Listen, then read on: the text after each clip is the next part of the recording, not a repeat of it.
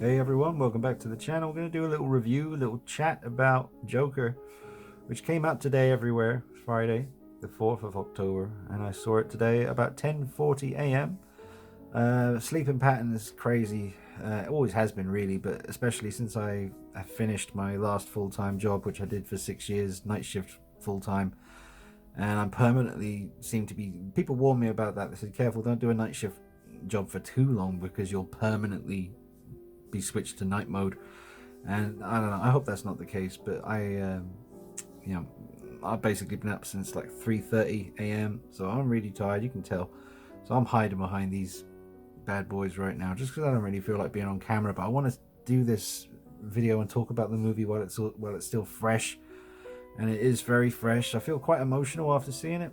I'm not going to be going into deep spoiler stuff, but I might mention a few things. I'm not going to worry about trying to avoid spoilers, because by the time you watch this, hopefully you would have seen the film too. And if you just want the short version straight off the bat, it's an incredible film.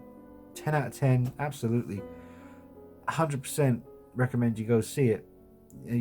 This is a film I think you should see in a cinema. I mean, it's not the usual kind of like go see it at the cinema because of all the spectacular effects and CGI and explosions and all that stuff. That's just not the case. But it's a beautiful film. It's shot so well, and really is. I mean, everyone's heard the whole comparisons to early Martin Scorsese films like Kings of Comedy or King of Comedy, not Kings of Comedy. That would be a completely different film, which is also awesome. If you haven't seen the real Kings of Comedy, starring Bernie Mac and a whole bunch of other dudes. R.I.P. Bernie. But yeah, no. The King of Comedy, the Martin Scorsese film starring Robert De Niro, and obviously Taxi Driver, one of my favorite films of all time. Could very well be my favorite film of all time, Taxi Driver. I've got a lot of favorite films, but I always kind of think to myself, you know what, Taxi Driver is probably number one. Depending on what day you catch me, but it's always going to be in the top three, you know. The whole Taxi Driver thing, yeah, it wears its influences on its sleeve. This Joker movie, it looks a lot like Taxi Driver. It even sounds quite a bit like Taxi Driver, especially in the first scene where you get to see him with that counselor woman who you saw in the trailers when he's saying about all I have are negative thoughts, and the lady who's sitting opposite him.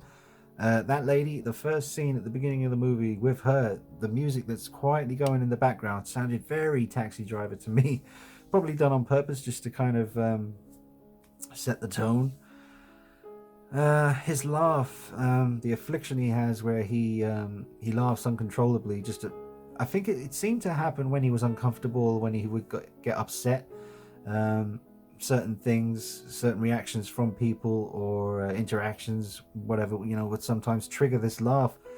And I remember people saying before I saw the film in early reviews, people saying it seems to be painful for him to laugh. And then, yeah, I didn't expect that bit to get to me, but especially the first two times you see that happen to him, where he's laughing and he's kind of holding his throat and he doesn't want to be laughing.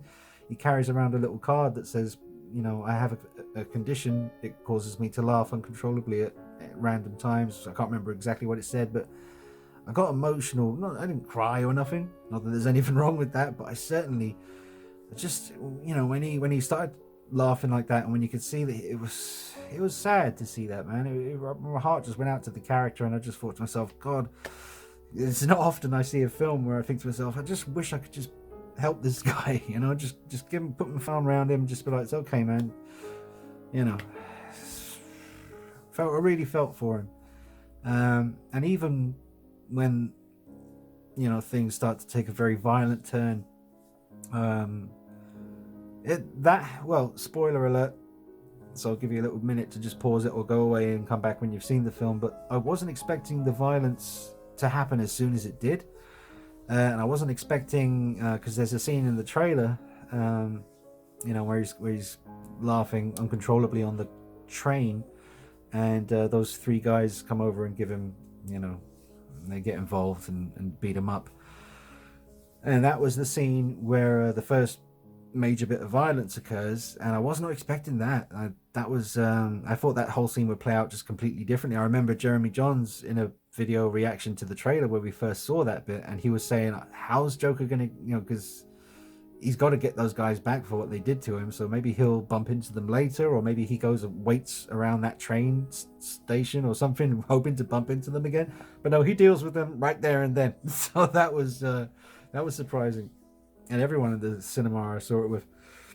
I went and saw it early in the morning, first showing they had, because I wanted to avoid the crowds. I went on my own early. First showing they had like 10:40 a.m. And it's quite full. A lot of people, like-minded people like me, just lone dudes and a couple of ladies who just came in on their own, and we all just had our own little spot in the cinema.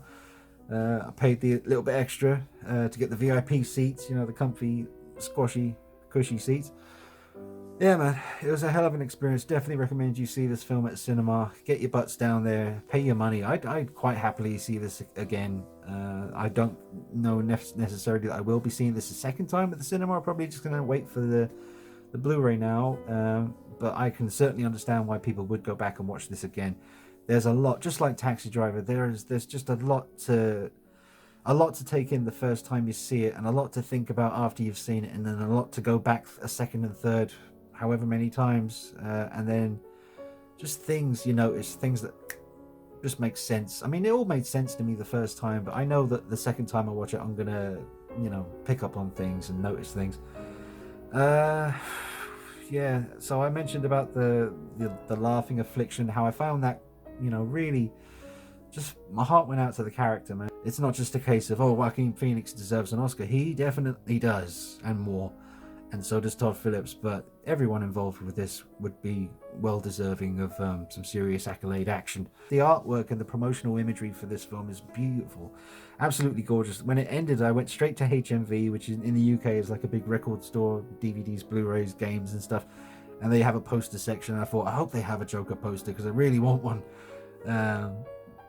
But they didn't have one, so I'm going to be getting myself a nice Joker poster in the near future. Going to be putting it up in this collection room. If you're new to the channel, the room I'm filming in, not that you'd be able to tell right now, but this room is full of DC figures, statues, collectibles, movie stuff like that. So check it out if you're interested. Oh man, just got to be real, 100% real. This is me just being real, other than the glasses because of the absolute exhaustion. But I'm going to go to bed now. I need some sleep. Amazing film. As far as, I've seen any film that I've really been looking forward to, I'll always take myself to the cinema to see it properly. The last film I saw before this one was Once Upon a Time in Hollywood, the Quentin Tarantino movie. Absolutely love that movie. Can't wait to own that as well. But, anything worth seeing at the cinema, I will make that happen and I will go see it. But there's only a good, maybe 2 handfuls of films I've seen in my whole life at the cinema that have been truly incredible experiences that I'll never forget. Batman Begins was one of them. I know a lot of people are like, Batman Begins, it's all about the Dark Knight. But for me, Batman Begins in the cinema was pretty much a life-changing experience for a nerd like me. It was just the perfect film as far as what I wanted from a Batman movie. And this film, the origin story for the Joker, heartbreaking, absolutely heartbreaking, and very powerful, hard-hitting stuff. And the violence, there's not that much of it, but when it does happen, it's very realistically done.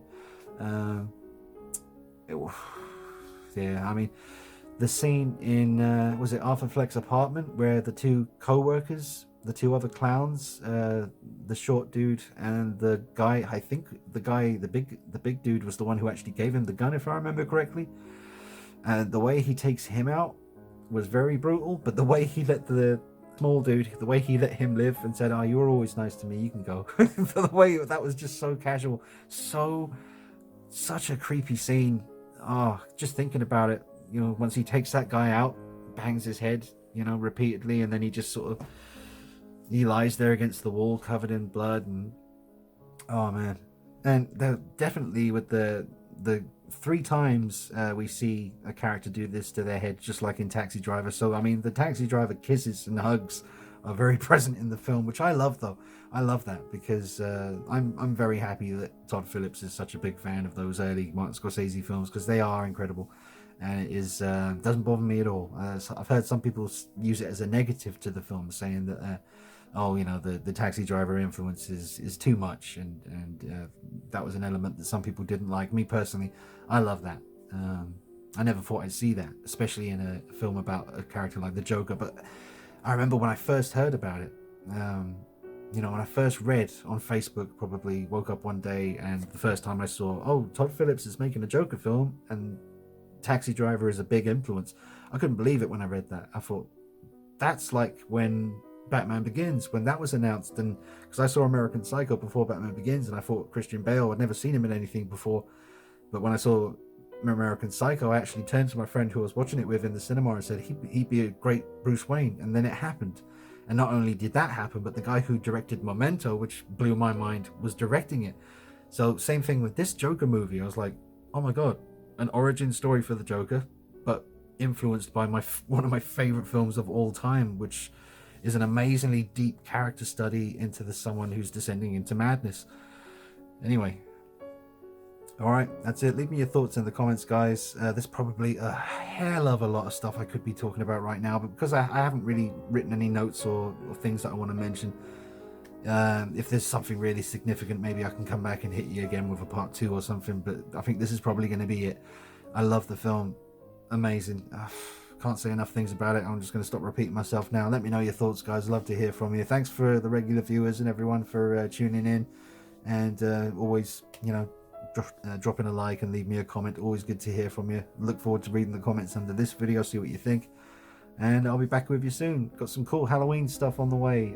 Life-size Michael Myers masks, a really cool one on the way to show you guys. It's not my personal one to keep, it's something that I'm being shown, or something that I've got the opportunity to show you guys on the channel, and I think you're going to be very impressed. It's an amazing replica by an amazing artist, and yeah. Alright guys, again, sorry for the glasses, but night shift has really screwed up my sleeping pattern, and I've been up since about 3 a.m. and I'm ready for bed. So, amazing film. Joaquin Phoenix, Todd Phillips, everyone involved in that movie, high praise. That's one of the best things I've seen at the cinema, and everyone in that cinema watching it with me was just, you could just feel it in the room. People were silent and blown away, and that's it. I gotta go. Amazing.